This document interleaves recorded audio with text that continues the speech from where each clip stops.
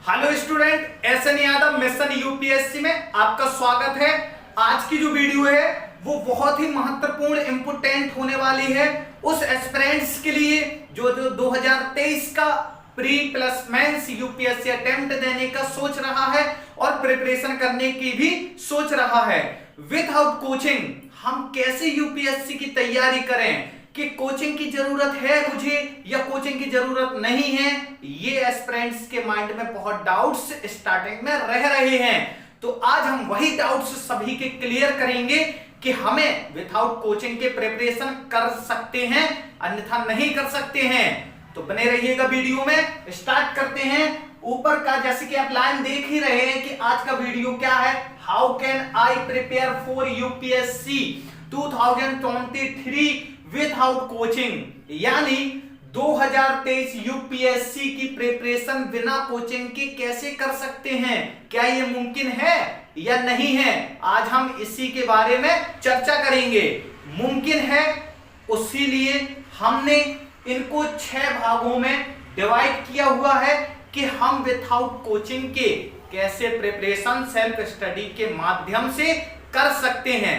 तो पहला जो हमारा फैक्ट है वो है कि आपको अगर सेल्फ स्टडी से प्रिपरेशन करनी है बिना कोचिंग के, बहुत से ऐसे एस्पिरेंट्स हैं जिनकी इकोनॉमी आर्थिकता बहुत खराब है, कोई अपने प्रिपरेशन नहीं कर पा रहा है, किसी का है कहीं बैकग्राउंड किसी का बहुत लोअर है, तो कहीं ना कहीं ये दिक्कत आ जाती है। हालांकि माइंड में सोच रखा है बच्चे ने कि मैं यूपीएससी की प्रिपरेशन करूंगा, पर इन मार्केटों में महंगी कोचिंग की वजह से क्या ये बच्चों के माइंड के लिए मुमकिन होता है। समाज उनको ये ताने देता है कि तुझसे नहीं हो पाएगा, तू जाओ और उधर पे किसी पुलिस कांस्टेबल रेलवे जैसी जॉब देख, इसमें क्यों आना चाह रहा है यूपीएससी में, तेरा कुछ नहीं होने वाला है इधर पे, क्योंकि बहुत महंगे महंगे मोटे मोटे रेट की फीसें हैं। दिल्ली जैसी कोचिंग तैयारी करनी पड़ती है, आपसे घर थोड़ी ही तैयार होने वाली है। इलाहाबाद जाओ, जयपुर जाओ, दिल्ली जाओ।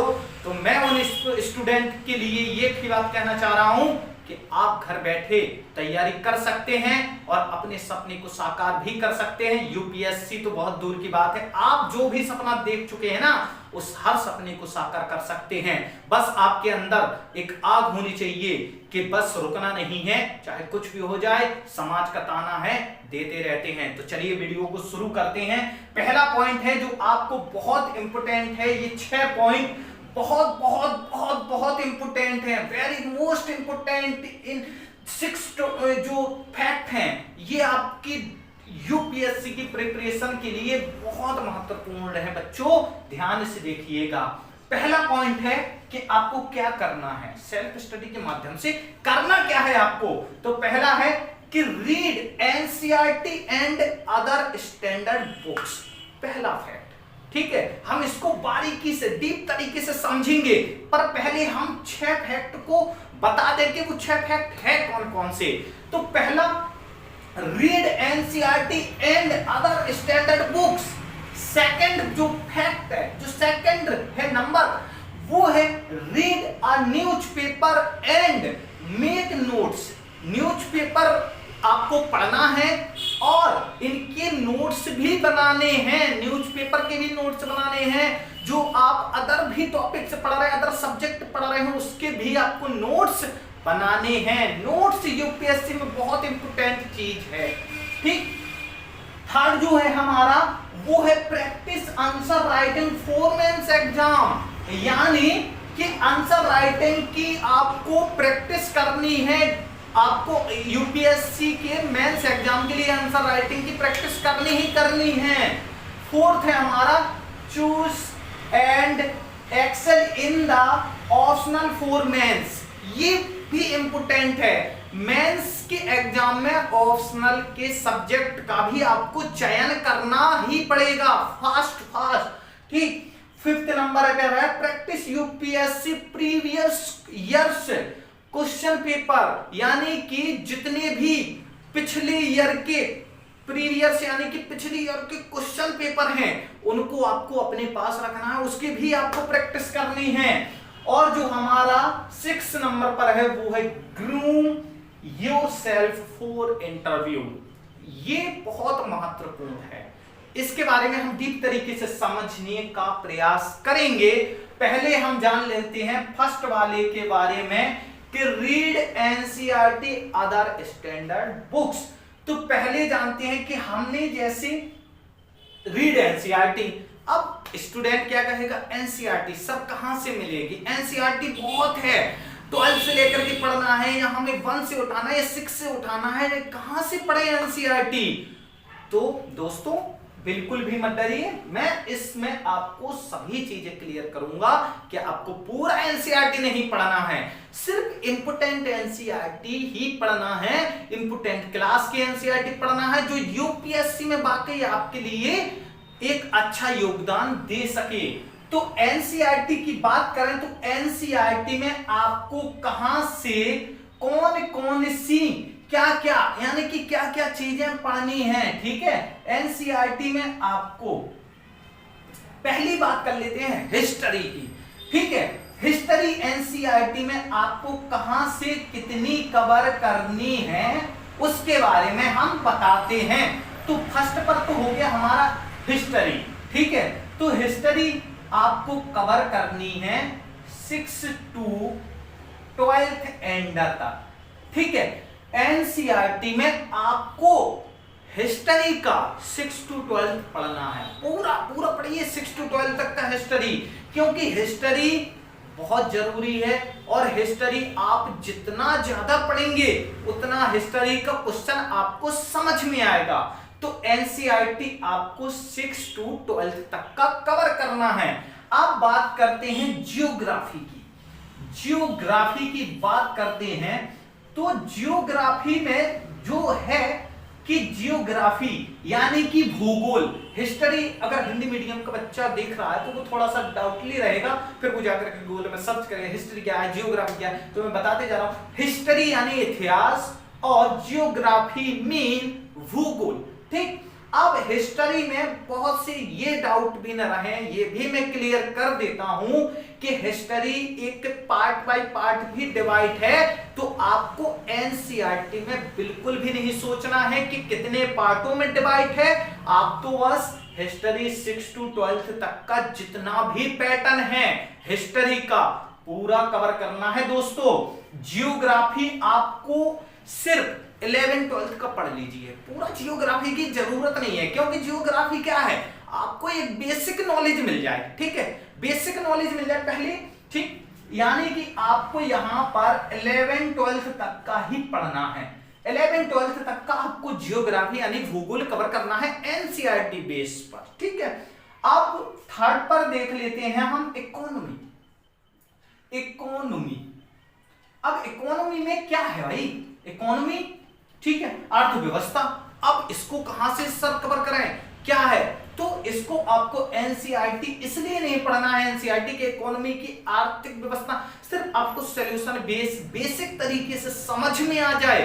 जो क्या होता है कि जैसे कोचिंग है, कोचिंग ऑफलाइन ज्वाइन कर ली या अदरवाइज ऑनलाइन ज्वाइन कर ली, तो उसमें हमें क्या होता है सिर्फ एनसीईआरटी का मेथड समझाया जाता है कि हमें किस मेथड से किस डीप तरीके से पढ़ना है। और एनसीईआरटी इसीलिए एक दिया गया है सजेशन कि आप एनसीईआरटी से ही कवर करें, यूपीएससी की प्रिपरेशन कवर करें, ठीक है। एनसीईआरटी मीन क्या है, एनसीईआरटी क्यों किया गया सजेस्ट, इसलिए जिससे आप एक बेस तरीके से बेसिकली डीपली अच्छे से आप समझ सकें। अब इकोनॉमी में क्या है, इकोनॉमी स्टैंडर्ड बुक्स अलग है, एनसीईआरटी का इसलिए पढ़ना है आपको, हालांकि हर एक साल दर साल 5 साल इकोनॉमी की व्यवस्थाएं चेंज होती रहती हैं, पर जो सॉल्यूशन बेस है, जो बेसिक तरीका है, कुछ चीजें जो आपको बेसिकली डीपली सीखना है, तो वो आपको सिर्फ इकोनॉमी कहां से कवर करना है, आप इसको भी 11-12 ही पढ़ लीजिएगा, ठीक है, इसको भी आप 11-12 ही पढ़ लीजिएगा। अब बात कर लेते हैं 4th नंबर पर हमारा पॉलिटी यानी इंडियन पॉलिटी, ठीक है। अब पॉलिटी में आपको कहां से कवर करना है, ठीक है। देखो बच्चों, देखो सही बात है कि आप जितना ज्यादा पढ़ें वो अच्छी बात है, पर हमारे पास इतना टाइम नहीं बचा है, हम टारगेट कर रहे हैं 2023 को। अगर 2023 को टारगेट करना है, वाकई में हकीकत में एक सिद्धांत से ठान लिया है कि यूपीएससी 2023 आई क्रैक, ठीक है, तो आपको बिल्कुल फैक्ट चीजें ही पढ़नी है, अदरवाइज कुछ भी मटेरियल टच नहीं करना है। बहुत सारे मटेरियल आपको मार्केट में अवेलेबल मिल जाएंगे, पर आपको यहां पर सिर्फ पढ़ना है 11th क्लास का एनसीईआरटी पॉलिटी में, अदरवाइज आपको कुछ भी नहीं पढ़ना है, ठीक है। अब 5th नंबर पर हम देख लेते हैं किसको, साइंस को, जनरल साइंस को, ठीक है। अब आपको साइंस में क्या क्या पढ़ना है मैं आपको बताऊं तो साइंस आप ज्यादा मत पढ़िएगा, ठीक है। साइंस का जो मेथड फैक्ट है, देखो पहला है प्री एग्जाम। प्री एग्जाम में साइंस पता है कहां से कितनी आती है, एक हो गया प्री और एक हो गया मेंस। अब आपको एक डाउट थोड़ा सा क्लियर करा देते हैं। तो प्री में तो ये जनरल साइंस आती है, जनरल साइंस, ठीक है, ये जनरल साइंस आती है प्री में, मेंस में नहीं आती है, मेंस में नहीं आती है, प्री में आती है। तो अब आप कहो सर मेंस में क्या आता है, तो मेंस में आता है साइंस टेक्नोलॉजी, साइंस टेक्नोलॉजी, ठीक है, साइंस टेक आता है यहां पर। तो आपको साइंस टेक के लिए एक अलग मेथड जो कि इंजीनियर लेवल की एक साइंस होती है, और ये हमारा बेसिक साइंस होता है जो कि प्री में आता है, मेंस में इसका रोल नहीं है, तो हम इसको ज्यादा नहीं पढ़ेंगे। सिर्फ आपको पढ़ना है इसको 9 to 10th, सिर्फ 9 to 10th ही पढ़िएगा इसको, आपका ये कवर हो जाएगा। इस बात की मैं गारंटी देता हूं कि आप अगर 9 to 10th तक का एनसीईआरटी पढ़ लेते हैं तो आपका पूरा का पूरा कवर हो जाएगा। इस बात की बिल्कुल फैक्ट बात कह रहा हूं, ठीक है, आप इतना कवर कर लीजिएगा। अब बात करते हैं साइंस, तो हमने देख लिया। अब एक और चीज बची हुई है जो प्री में आती है, मेंस में उसका कोई भी रोल नहीं है, उसको बोलते हैं हम सी सेट यानी कि मैथ्स। अब ये आया हमारा 6 नंबर पर, CSAT, civil services aptitude test, ठीक है। ये सी सेट कहां आता है, सिर्फ प्री में आता है, मेंस में नहीं आता है, प्रीलिम्स एग्जाम में आता है। इसमें होता क्या क्या है, इसमें होता है हमारा मैथ्स और रीजनिंग और कॉम्प्रोहेंशन, कॉम्प्रोहेंशन, ठीक है, ये 3 फैक्टों पर बनाया जाता है।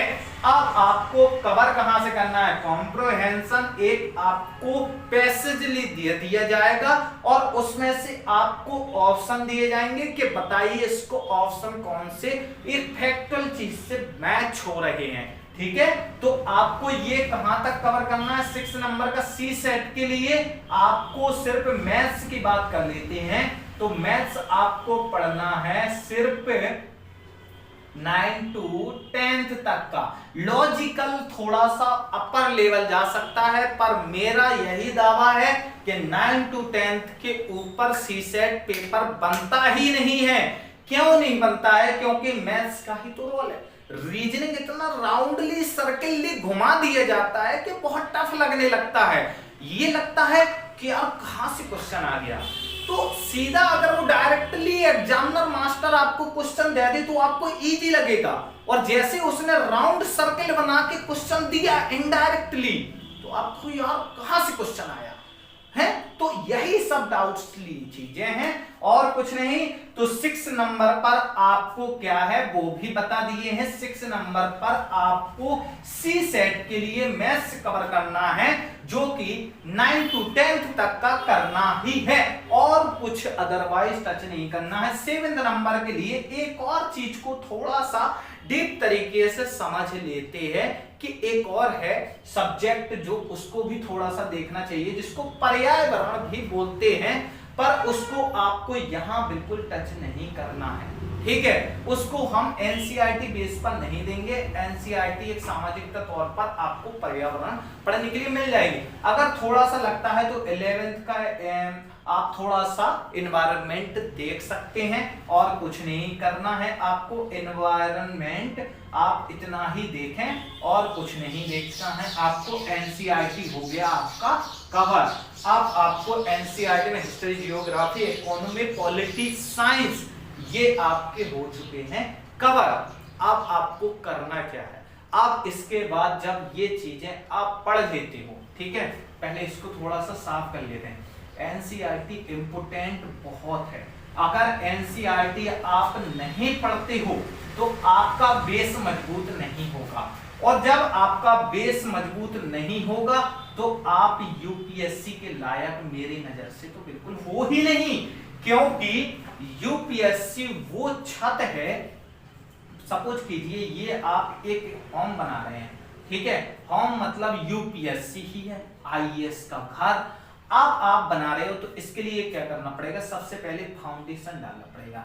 यही वो फाउंडेशन कौन है, हमारा एनसीईआरटी। जब फाउंडेशन बना फिर इसके ऊपर हमने दीवारें बनाना स्टार्ट किया। अब ये जो दीवार है ये क्या है, ये है हमारी स्टैंडर्ड बुक्स। स्टैंडर्ड बुक्स ही हमारी दीवार है। अब ऊपर क्या करेंगे, हम डालेंगे इसके ऊपर छत। अब ये जो छत है ये क्या है, हमारा यूपीएससी। अब ये यूपीएससी की छत जब भी डलेगी जब आपकी दीवार होगी, और आपकी दीवार मजबूत कब बनेगी, जब आपका फाउंडेशन नींव कंप्लीट होगी, मजबूत होगी, तो आपकी दीवार अच्छे से टिकेगी और लॉन्ग टाइम के लिए तक टिकेगी, और छत पर आपको कोई भी प्रॉब्लम नहीं आएगी। फिर आपका कहीं जाकर के एक होम रेडी होता है जिसको हम बोलते हैं सिलेक्शन यूपीएससी फाइनल, ठीक है। तो ये एग्जाम्पल था हमारा एनसीईआरटी को समझने के लिए। जो भी एस्पिरेंट ये डाउट्स में है कि मुझे एनसीईआरटी नहीं पढ़ना है, मैं डायरेक्ट स्टैंडर्ड बुक्स से कवर कर लूंगा, तो मैं उसके लिए कहूं कि वो गलत सोच रहा है कि मैं डायरेक्ट एनसीईआरटी छोड़ के स्टैंडर्ड बुक्स पढ़ूं, तो ये दिस रॉन्ग, ठीक है, इट्स वेरी रॉन्ग। ये आपसे नहीं हो पाएगा। आप एक देखो, अगर हम डायरेक्ट किसी भी चीज में हो, अगर हम एक स्टेप बाय स्टेप चल लेंगे तो पहुंचेंगे भी। अगर हम सोचेंगे एक छलांग लगा दे सीधा कूद के डायरेक्ट जाए आगे, तो ये पॉसिबल है, नहीं है पॉसिबल, ठीक है। तो आपको डायरेक्ट छलांग नहीं लगाना है, आपको स्टेप बाय स्टेप चलना है। हम किसी छत पे जाते हैं तो सीढ़ियों का ही सहारा लेते हैं, ना कि सीधा ऐसे बस बाउंस हुए सीधा डायरेक्ट छत पर। ऐसा नहीं करना है, उसमें रिस्क है और हाथ पैर भी टूट सकते हैं। यूपीएससी में भी यही है कि आपका कलेजा टूट सकता है, और जब कलेजा टूटेगा तो फिर 2 साल तक तो आप प्रिपरेशन भी नहीं करोगे, बंद कर दोगे। तो पैसे कीजिए जिससे आपकी मजबूती हो जाए, और मजबूती के साथ साथ आपका स्टेपली प्रिपरेशन आपकी कवर हो जाए।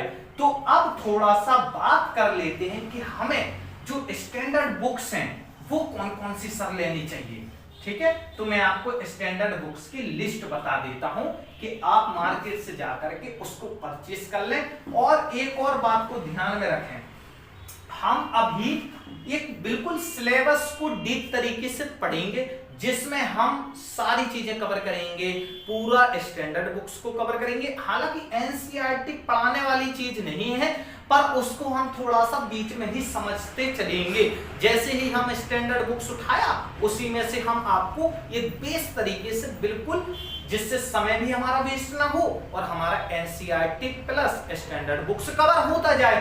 तो अब बात करते हैं कि हमें जो स्टैंडर्ड बुक्स चाहिए वो हमारे लिए कौन कौन सी होनी चाहिए, है ना।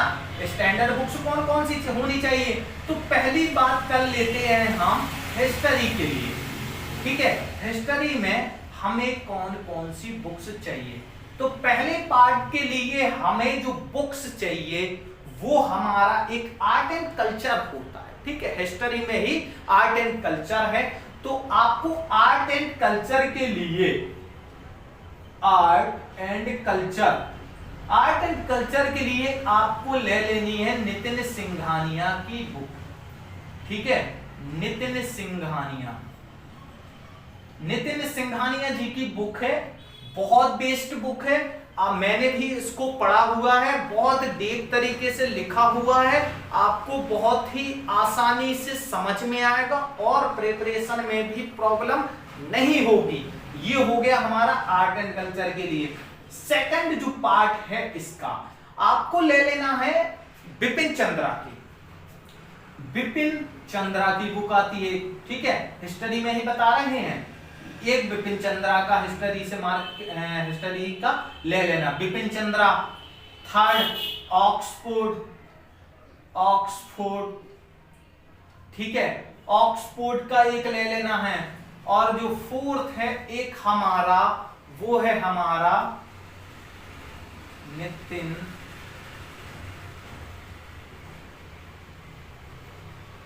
नितिन हो गया, नितिन सिंघानिया का। अब आपको एक लेना है सतीश चंद्रा, ठीक है।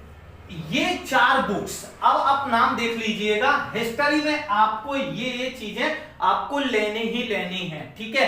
एक तो लेनी है नितिन सिंघानिया की हिस्ट्री, नोट करके रख लीजिए पूरा लिस्ट, ठीक है। और इसको मैं डिस्क्रिप्शन में भी डाल दूंगा, बहुत आसानी होगी आपको देखने में भी कि हिस्ट्री का बुक्स किसका लेना है। डिस्क्रिप्शन में आप जाकर के जरूर देख लीजिएगा, ठीक है, आसानी होगी। तो ये चीजें हो गई हमारी हिस्ट्री के लिए। सेकेंड, पॉलिटी के लिए क्या ले सर, तो पॉलिटी के लिए आप ले लीजिए, बहुत इंपोर्टेंट बुक है। इसको पढ़ने के बाद ही लक्ष्मीकांत की बुक आपको लगेगा कि मेरी पॉलिटी कवर हुई।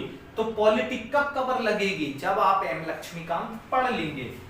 थर्ड जो है वो है हमारी जियोग्राफी।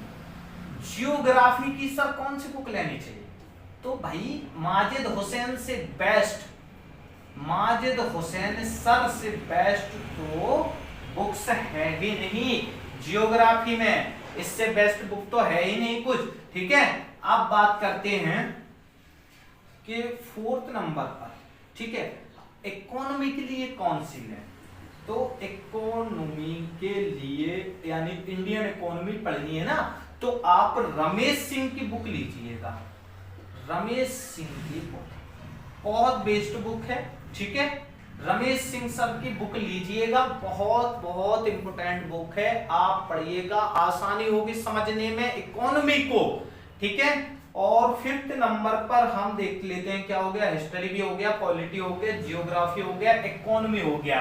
अब थोड़ा सा जानते हैं जनरल साइंस के बारे में। जनरल साइंस में हमें क्या कौन सी बुक लेनी चाहिए, तो देखो ज्यादा कोई लेखक की मत लीजिएगा, और आपको स्टैंडर्ड बुक्स की बात बता रहे हैं, तो इसमें आप कवर कीजिएगा ल्यूसेंट की, और कुछ भी ज्यादा खर्चा मत कीजिए, ल्यूसेंट की ही ले लीजिएगा।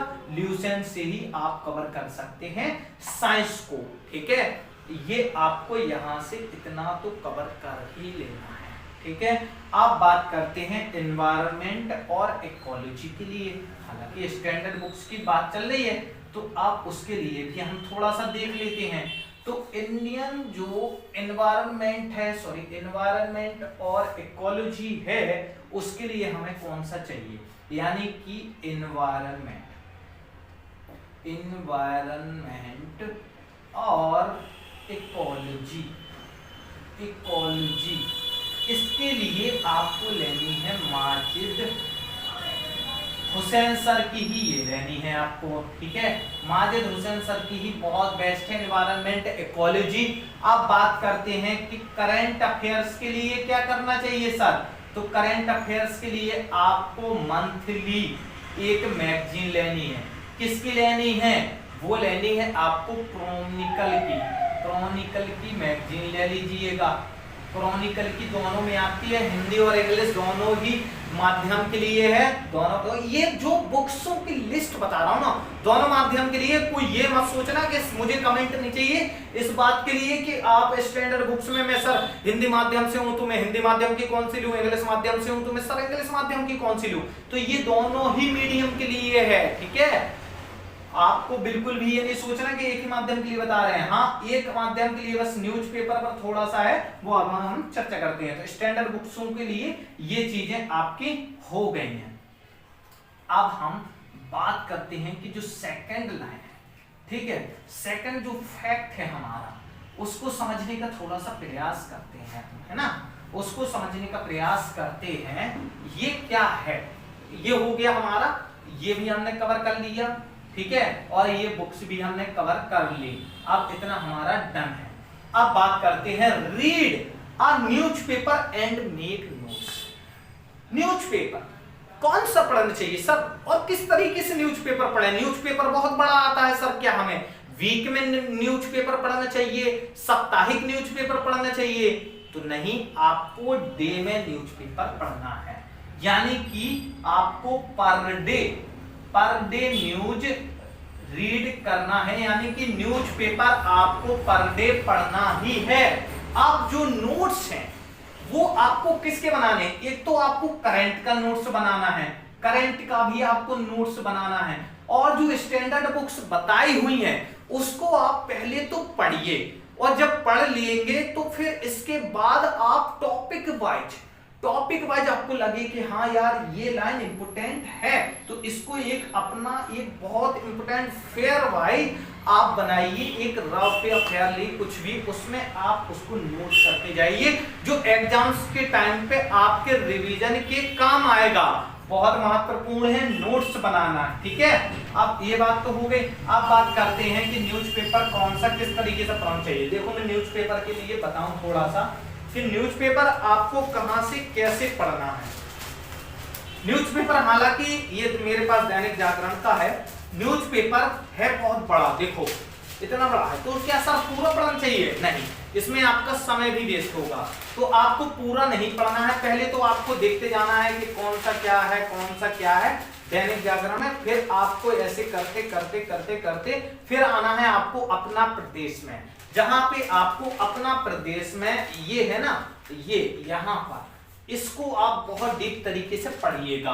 पूरा न्यूज़पेपर पढ़ने की आपको बिल्कुल भी जरूरत नहीं है कि आप पूरा पढ़ के बैठे। आप अपना प्रदेश देखिएगा, उसमें पढ़िएगा, फिर आपको आएगा कि आप कहां पर, एक तो आएगा आपके लिए, देखिए देश प्रदेश भी आएगा, राष्ट्रीयता, ये वाला पेज तो आपको बिल्कुल मिस नहीं करना है, और वर्गीकृत में भी हल्का फुल्का आप देखते जाइएगा, ठीक है। वर्गीकृत हो गया, राष्ट्रीय हो गया, और देश प्रदेश हो गया, और विश्व से जुड़ी हुई चीजें हो गई। इतना पढ़ने के बाद आपको न्यूज़पेपर में कुछ चीजें समझ में आए कि ये चीज हमारे लिए लिखने लायक है, उसको करंट की नोट्स में नोट कर लीजिएगा। ये हो गया न्यूज़पेपर को लर्न करने वाली चीजें कि हम रीड कैसे करें, ठीक है। तो आपको न्यूज़पेपर ऐसे पढ़ना है, नोट्स कैसे बनाने हैं कि आप जो भी चीज पढ़ रहे हैं उसमें से आपको लग रहा है कि ये चीज मुझे अच्छी लग रही है, उसको आप नोट में कर लीजिए, नोट्स में नोट करते जाइएगा, ठीक है। ये हो गया हमारा इससे जुड़ी हुई चीजें, सेकंड लाइन से जुड़ी हुई चीजें। अब हम बात करते हैं थर्ड पर, practice answer writing for the mains exam. जड़ है भाई, जड़, यही जड़ है मेंस को क्वालिफाई कराने की जड़, तो यही है, पूरा यूपीएससी का बवंडर यहीं पर है, आंसर राइटिंग पर। अब आपको आंसर राइटिंग करनी कैसी है? ऐसा तो नहीं बस लिखे जा रहे हो, सर क्या मैं देख देख के आंसर करूं, सर क्या मुझे पहले पढ़ लेना चाहिए, क्या करना चाहिए? देखो आपके पास दो ऑप्शन देता हूं मैं, ठीक है, फर्स्ट ऑप्शन और सेकंड ऑप्शन। फर्स्ट ऑप्शन जो है आपका वो है कि आप सभी सब्जेक्ट और पूरा सिलेबस कवर कर लें, फिर इसके बाद आंसर राइटिंग करें, ठीक है। और जो फर्स्ट है वो ये है, और सेकंड है कि आप पढ़ते जाएं और कवर करते जाएं, यानी कि एक टॉपिक हुआ फिर दूसरा किया, तीसरा किया, इसकी आंसर राइटिंग करते जाएं। तो आप इसमें से किसको कहोगे? मेरा मानना है कि अगर आप फर्स्ट को कहो तो मेरे नजर से आप सही हो। सेकंड पर अगर आप कहते हो और आपके दिमाग में चल रहा है कि सब सेकंड सही है, हमारा साथ में ही कवर होता जा रहा, साथ में ही आंसर राइटिंग होती जा रही, तो पता है इससे क्या करोगे? मन जो है ना हमारा, ये बहुत चंचल चीज है यार, ये पढ़ने तो देता नहीं, और साथ में जब पढ़ने में मन लगेगा, इसको लिखना बहुत पसंद है, मन को लिखना बहुत पसंद है, पर ये पता है कब पसंद है इसको लिखना? जब आपको इसकी जरूरत ना पड़े। ये काम किससे करवा रहा है? इससे। अब आपको ये चीजें लिख के दे दी मैंने, अब आपसे कहूं नोट कर लो, हाँ सर अभी करे जा रहे, अभी करते जा रहे, लो हो गया नोट।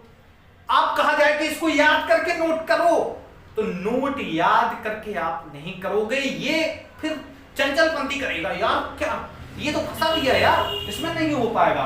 तो आपको यहां पर यही करना है, ये नहीं करना है बिल्कुल भी दोस्तों, ठीक है। ये करोगे फंस जाओगे प्रिपरेशन में भी और आंसर राइटिंग में भी। ये करोगे यूपीएससी निकाल ले जाओगे, ये मैं दावा कहता हूं, गारंटी है मेरी, आप यूपीएससी निकाल ले जाओगे। अगर आप पूरा सिलेबस कवर करने के बाद ही आंसर राइटिंग करते हो, आप निकाल दोगे भाई, सर निकाल दोगे, फाड़ दोगे यूपीएससी। क्या है यूपीएससी? निकल जाएगा। यूं यूपीएससी निकलता कैसे यार? स्ट्रैटेजी जो निकालने वाली होती है, क्या वो किसी अलग प्लेनेट से आते हैं? नहीं, वो हमारे और आपके बीच से ही तो निकालते हैं यूपीएससी। पर उनकी एक स्ट्रैटेजी होती है जो मैं आपको बता रहा हूं, यही कुछ अच्छे फैक्ट होते हैं उनके अंदर, कि वो आप समय से नियमित और रेगुलरिटी और एकाग्रता के साथ ही प्रिपरेशन करते हैं। ऐसा नहीं है बीच में आंसर राइटिंग कर ली, फिर इसके बाद मेंस की तैयारी में जुट गए, फिर इसके बाद कहां से कैसा जुट गए, ये वो बिल्कुल भी नहीं करते। और आपको भी सर यही नहीं करना है। आपको आंसर राइटिंग कब करनी है? जब आपका पूरा, देखो आंसर राइटिंग के लिए कुछ मैं फैक्ट बता रहा हूं, इनको आप बहुत माइंड में सेव कर लीजिएगा बिल्कुल। फर्स्ट तो आपको क्या करना है, आंसर राइटिंग कब करनी है, देखो मैं यहां लिख रहा हूं कब करनी है। तो फर्स्ट पर आपको पहले सिलेबस को कवर करो, ठीक है, सिलेबस कवर हो जाए। सेकंड, कवर होने के बाद एक बार रिवीजन हो जाए, उसी सिलेबस का रिवीजन हो जाए, ठीक है, बहुत इंपॉर्टेंट। फिर आपको थर्ड पर क्या करना है कि आपको इससे जो रिवीजन किया, इससे बहुत सी चीजें समझ में आएंगी, उनसे आप बनाइए क्वेश्चन, स्वयं बनाओ क्वेश्चन, स्वयं क्वेश्चन बनाओ। मैं बिल्कुल कह रहा हूं स्वयं क्वेश्चन बनाओ। एग्जामिनर की सोच को पकड़ो, जो एग्जामिनर यूपीएससी का वो किस तरीके से क्वेश्चन बना रहा है, उसके प्रीवियस के क्वेश्चन देख करके इसका कहां गया, इसका और इसका बहुत मैच है, बहुत मेल मिलता है, पर कोई समझ नहीं पा रहा है। आंसर राइटिंग प्रैक्टिस और प्रीवियस ईयर्स के क्वेश्चन पेपर, इन दोनों का प्लस माइनस का रोल नहीं है, प्लस प्लस का है, माइनस माइनस का रोल है। इसीलिए आपको क्या करना है, पहले रिवीजन करो, फिर इसके बाद उसी से जो क्वेश्चन लगे कि हाँ ये एग्जाम में आ सकता है, इसको देख करके भी कर सकते हो, इसको भी आप कर सकते हो, ठीक है। इन दोनों को अगर आप चाहो तो साथ में ये दोनों लाइनें लेकर के चल सकते हो। चूज इसको, इन दोनों चीजों को, है ना, इन दोनों को कि प्रैक्टिस आंसर राइटिंग कैसे करें और यूपीएससी प्रीवियस के क्वेश्चन को साथ में देखते हुए, ठीक है, इतना करना है। फिर इसके बाद आपको 4th नंबर पर लग जाना है आंसर राइटिंग। ये 4 लाइनें आपके लिए बहुत इंपॉर्टेंट है मेंस की पूरी तैयारी कराने के लिए। मेंस की अगर आपको पूरी तैयारी करनी है तो इतनी चीजों पर बहुत ध्यान दें, तभी आपकी मेंस की अच्छे से प्रिपरेशन होगी, आंसर राइटिंग में प्रॉब्लम नहीं होगी, मजा आएगा, एंजॉय के साथ ही प्रिपरेशन होगी। अब बात करते हैं हम कि जो 4th नंबर है कि choose and excel in the optional subject for mains. ये क्या है? देखो ये वही जड़ है जो आपको ये शो अप करती है, मतलब दिखा रही है कि आप कितने मार्क्स ला सकते हो यूपीएससी में, है ना। यूपीएससी की मेन जड़ मैं मानू ना तो ऑप्शनल ही है, ऑप्शनल ही वो जड़ है जो आपको सबसे ज्यादा मार्क्स दिलाती है, सबसे ज्यादा आपके मेरिट को हाई करने के लिए है। आप यहां आना चाहते हैं, ये होगा बच्चों का सिलेक्शन, यही वो जड़ है ऑप्शनल, कि आपको यहां छोड़ दे या फिर यहां छोड़ दे। ऑप्शनल यानी आपकी खुद की प्रॉपर्टी। आपको यूपीएससी ये नहीं कहता है कि मैं क्या पूछूंगा आपसे, बट जो भी चीज वो पूछेगा आपके दिए हुए सर्किल से ही पूछेगा। ये मान लीजिए सर्किल है, मैं आपको कहूं ये सर्किल में से आप कुछ भी पढ़िएगा, आप पूरा पढ़ लीजिए, आपको सर्किल दिया हुआ है, इसी के अंदर से पूछूंगा, बाहर नहीं जाऊंगा। ऑप्शनल वो जड़ है जो आपके लिए मार्क्स बहुत अच्छे से काउंट कराता है, आपको ज्यादा मार्क्स दिलाने की क्षमता देता है। तो ऑप्शनल का आप कैसे जज करें कि हमें कौन सा ऑप्शनल लेना चाहिए। तो देखो कुछ पॉइंट है कि आप कैसे आपको सेलेक्ट करें या चूज करें, कैसे चूज करें कि हमें ऑप्शनल कौन सा लेना चाहिए। बहुत डाउट्स है ना, बहुत डाउट्स है कि सर कौन सा ऑप्शनल लेना चाहिए, सर वो ऑप्शनल लेना चाहिए जिससे अच्छे मार्क्स मिलते हैं, सर वो ऑप्शनल लेना चाहिए जिसका हमें मार्केट में बहुत आराम से पूरा मटेरियल मिल जाएगा, सर वो ऑप्शनल लेना चाहिए जिससे हमें पढ़ने में आसानी होगी। तो मैं आपको इन तीनों ऑप्शन के लिए कहूं कि ये तीनों ऑप्शन पता है जितने हैं गलत है। ना तो आपको वो ऑप्शनल लेना है जिससे आपको मटेरियल मार्केट में आराम से मिल जाए, नहीं लेना है। ना तो वो आपको ऑप्शनल लेना है जिसके टीचर बहुत ज्यादा मिल जाए, ना ही वो आपको ऑप्शनल लेना है जिसको पढ़ने में आसानी हो, ना ही वो आपको ऑप्शनल लेना है जिससे कई स्टूडेंट टॉपर बनेंगे। ये सब चीजें क्या हैं? गलत। ये सब चीजें आपके दिमाग को हैक करने वाली चीजें हैं। जिसने भी टॉप किया है ना, उसने अपने इंटरेस्ट को जताया है, अपने इंटरेस्टेड सब्जेक्ट को ही लिया है। तो आपको इंटरेस्टेड सब्जेक्ट ही लेना है, जिसमें आपका इंटरेस्ट हो, उसी सब्जेक्ट को आप लीजिएगा। अगर आपको हिस्ट्री पढ़ने में मजा आता है, इंटरेस्टेड है, बोरिंग फील नहीं होता है, हिस्ट्री लीजिएगा। हिस्ट्री का कोई भी इतिहास क्यों ना हो, मार्क्स बहुत खराब आ रहे हो सभी स्टूडेंट के, आप टॉपर बनोगे। गारंटी इस बात की, आप टॉपर बनोगे सर, आप ही टॉपर बनोगे। पॉलिटी हिंदी माध्यम के लिए क्या ले रहे हो? पॉलिटी, अरे PSIR का पूरा मटेरियल मिलता है, सिलेबस नहीं मिलता है। भाई सिलेबस की जरूरत क्या है, मटेरियल की क्या जरूरत है? मैं तो सिलेबस छोड़ो, इंटरेस्ट ही नहीं है तो क्या सिलेबस मिलेगा, क्या कुछ मिलेगा? बनो टॉपर, आप बनोगे टॉपर। PSIR है, टेना डाबी 2015 बैचेस IAS ऑफिसर, क्या लिया थे? क्या था? BA थी, पॉलिटी लिया, उखाड़ दिया ना UPSC को, बने फर्स्ट रैंकर। इसलिए कहता हूं इंटरेस्टेड सब्जेक्ट लें और कुछ चयन ना करें, मजा जिसमें आए। अब इंटरेस्टेड सब्जेक्ट का चयन कैसे करें? सर मुझे ये डाउट है कि इंटरेस्टेड सब्जेक्ट ये है कि वो है। तो इसके लिए आपको पता है क्या करना है, दो बातों का ध्यान रखना है। पहले तो आप सभी सब्जेक्टों को पढ़िए, ठीक है, सभी सब्जेक्टों को जब आप पढ़ें, फिर इसके बाद आप एक हफ्ते तक एक अच्छे से डिसाइड कीजिए कि मुझे किस सब्जेक्ट में बोरिंग फील हो रहा है और किस सब्जेक्ट में मैं अनबोरिंग फील कर रहा हूं और इंटरेस्ट आ रहा है, मजा आ रहा है। उसी सब्जेक्ट को आप पकड़ लीजिए और मन पूरा महीने भर देखिए उसको पढ़ के। अगर महीने भर तक मजा आ गया, उसी सब्जेक्ट को आप अपना ऑप्शनल बना लीजिएगा और कुछ नहीं करना है। ये तो हो गया हमारा मेंस के ऑप्शनल के लिए, ठीक है। अब करते हैं 5th नंबर की बात, practice UPSC previous year questions. आपको कहां से कितने मतलब प्रीवियस के क्वेश्चन करने हैं इसको हम बता दें, ठीक है। आपको ज्यादा भी नहीं करना है और कम भी नहीं करना है, ठीक है। प्रीवियस का जितना ज्यादा हो सके उतना भी फायदेमंद है और उतना नुकसानदायक भी है। तो आपको मैं कहूं कि 2014 से लेकर के 2022 तक का तो आप करना ही करना है, ठीक है। इसके अगर आप कहीं जाना चाहते हैं तो कर लीजिएगा। प्रैक्टिस के लिए क्वेश्चंस को एक शो अप करता है कि एग्जामिनर किस तरीके से सोच के क्वेश्चन को बना रहा है, ठीक है। 2014 से 2022 तक का आप प्रीवियस क्वेश्चंस UPSC की प्रैक्टिस कर सकते हैं। अब बात करते हैं ग्रूम योरसेल्फ फॉर इंटरव्यू। अब आपको इस शब्द को सुनकर के थोड़ा सा हंसी फील हो रही होगी कि सर ने ये क्या कह दिया, ग्रूम, ये लिख क्यों दिया सर ने, क्या है ग्रूम क्यों यार, किसी शादी में थोड़े ना जा रहे हैं कि ग्रूम योरसेल्फ फॉर इंटरव्यू, है ना। यहाँ तो इंटरव्यू है तो ग्रूम क्या करें। तो देखो मैं आपको एक छोटी सी बात बताना चाह रहा हूँ। जब किसी की शादी होती है ना और वो दूल्हा बनता है तो वो स्टेज पर क्या वो डिप्रेस्ड होकर के जाता है, क्या वो थोड़ा सा टेंशन में जाता है कि और क्या मंडप में बैठूंगा और क्या पंडित जी मंत्र कहने लगेंगे, मैं बोरिंग फील करूंगा, मजा नहीं आएगा, ऐसा होता है उसके साथ? नहीं, एक्साइटमेंट होता है।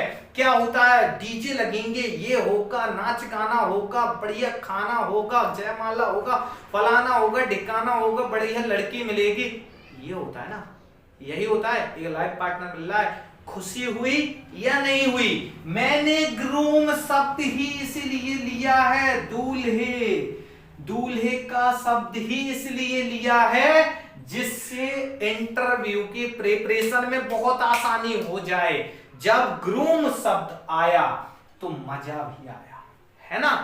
ग्रूम शब्द। अब क्या होता है, देखो शादी में गए, एंजॉय हुआ बेहतरीन तरीके से, इसमें जो लाइफ पार्टनर है ना, लाइफ पार्टनर, जो लाइफ पार्टनर है वो है आपकी यूपीएससी।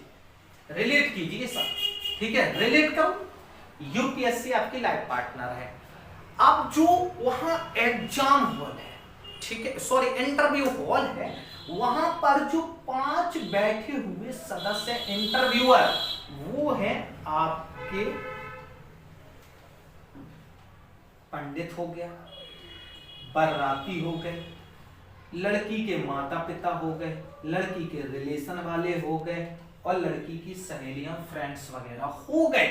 अब इन सब से आपको करना क्या है, इन सब से फाइट होगा। फाइट का मतलब थोड़ा सा इनको हैप्पीनेस यार इंप्रेस करके आपको किसको लेके आना है, अपने लाइफ पार्टनर को, है ना? इन सभी के साथ मिलके आपको लाइफ पार्टनर को लेके आना है। अब आप लाइफ पार्टनर यानी यूपीएससी को क्रैक करके आईएएस में आना है। आईएएस मीन आपको अपने घर तक लाइफ पार्टनर को कैसे लाना है, ऐसे लाना है, इन सभी को अच्छे से इंप्रेस कर। तो वही चीज है, जिस तरीके से दूल्हा जब अपनी बारात में जाता है, हैप्पीनेस होती है, एक्साइटमेंट होता है, वही और उसी वक्त उसी दूल्हे से कहती किया जाए कि जाओ अब आराम से आप यूपीएससी का इंटरव्यू दे के आओ। तो इंटरव्यू को, अरे दादा इंटरव्यू मुझसे कहां फेस होगा, डिप्रेस्ड हो रहा है, और इंटरव्यू का जितना टाइम करीब आ रहा है वह डिप्रेशन में जा रहा है। वही चीज तो वहां इंटरव्यूअर आपकी चेक करते हैं कि आप डिप्रेशन से आए हो या फिर एक्साइटमेंट में आए हो। जो एक्साइटमेंट में जाता है इंटरव्यू में मार्क्स ऐसे पाता है, और जो डिप्रेस होकर के जाता है, जिसके माइंड में होता है इंटरव्यू, वो वहां पर बिल्कुल डाउन लेवल पे चला जाता है और फिर कहता है यार मेरा इंटरव्यू में हुआ ही नहीं। इंटरव्यू बहुत आसान चीज है, सच कह रहा हूं, इंटरव्यू से आसान तो है ही नहीं। सबसे टफ जो मेरी नजर में है वो है कहीं ना कहीं मेंस। मेंस टफ है, जिसमें आपको आंसर राइटिंग धड़ाधड़ यार, यहाँ बातें करने वाला तो कोई है, मेंस में तो बातें करने वाला कोई नहीं है, सिर्फ आपको चेक करने वाला है। इसलिए मेंस टफ, इंटरव्यू इजी। पर कब? जब आप अपने आप को फील करो ग्रूम योरसेल्फ इंटरव्यू के लिए, ग्रूम योरसेल्फ फॉर इंटरव्यू, ठीक है? एक बारात में जा रहे हो, आराम से एंजॉय करो, एक्साइटमेंट में करो, इंटरव्यू पास आ रहा है, अच्छे से एंजॉय, मतलब ऐसे नहीं करना है कि दारू वारू पीने के लिए बैठ गए, है ना? अच्छे से एंजॉय का मतलब वॉक करो, जॉगिंग करो, जिम करो, एक्सरसाइज करो, अच्छे अच्छे खाना खाओ, फ्रूट्स खाओ, फलाना ठिकाना करो, अच्छे अच्छे दोस्तों के साथ बैठो। ये इंटरव्यू, डिप्रेस्ड नहीं होना है, टेंशन फ्री रहिए, प्रिपरेशन अच्छे से होगी, इंटरव्यू आपका अच्छे से निकलेगा। ओके, आई होप कि आपको ये सारी चीजें समझ में आ गई होंगी, और उन सभी स्टूडेंट को मेरी तरफ से बहुत बहुत शुभकामनाएं हैं। All the best. 2023 का विदाउट कोचिंग के प्रिपरेशन कीजिए, समय बहुत कम है, 28 मई को एग्जाम्स होने वाला है प्री का, तैयारी में जुट जाइए। कोई भी डाउट से कमेंट बॉक्स में जरूर डालिएगा, और जितना हो सके चैनल को सब्सक्राइब कीजिए, और भी फ्रेंड्स वगैरह सब्सक्राइब करवाइए, क्योंकि मेरा यही है, मोटिवेशनल मुझे तभी मिलता है जब आप लोगों की कमेंट आती है, आपका लाइक आता है, व्यूज आता है, तो मुझे बहुत अच्छा लगता है कि मैंने जो मेहनत की है वो किसी न किसी के काम तो आ रही है। तो इसलिए सब्सक्राइब जरूर करें, बेल आइकन को ऑल पर कर लें, व्यूज बढ़ाएं, सब चीजें कीजिए, और मुझे भी थोड़ा सा एनर्जी दीजिए। आप एनर्जी तभी दे सकते हैं जब आप कमेंट करते हैं सर अच्छा लगा, मजा आया, है ना? नहीं आया आप उसकी भी कमेंट कीजिए, सर यहाँ समझ में नहीं आया, मैं आपको कमेंट बॉक्स पर स्वयं कमेंट चेक करता हूँ, सभी का जवाब वहीं पर मिलेगा, कोई भी डाउट्स क्लियर करूंगा। अब वीडियो को समाप्त करते हैं। जय हिंद, जय भारत।